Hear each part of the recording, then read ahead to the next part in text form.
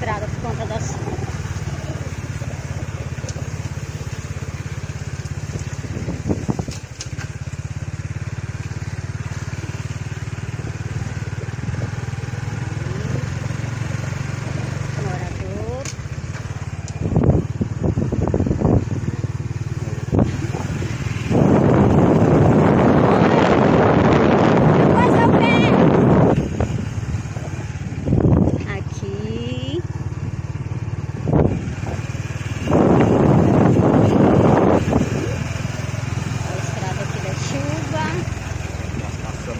Cuidado para o celular não cair da mão.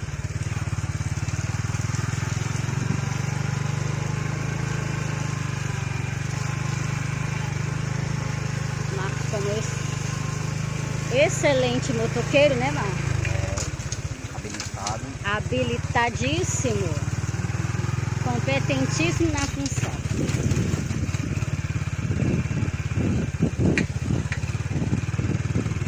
Boa hora ainda.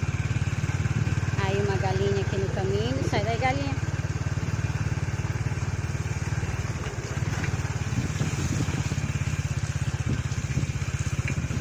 Todo cuidado para o celular não cair da mão. Antiga casa de Dona Heloísa.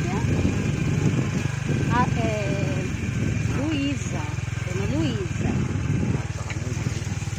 Não é? Os coleguinhas aqui, ó. Os amiguinhos aqui. Marcos resolveu parar.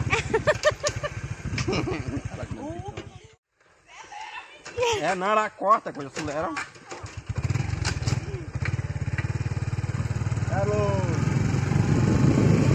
Chegando agora, boa hora.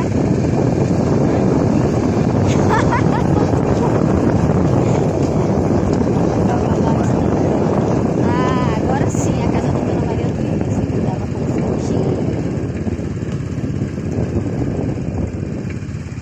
Aqui. Bem laranja.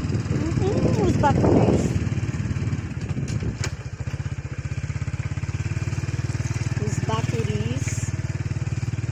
Jambo. Pé de jambo.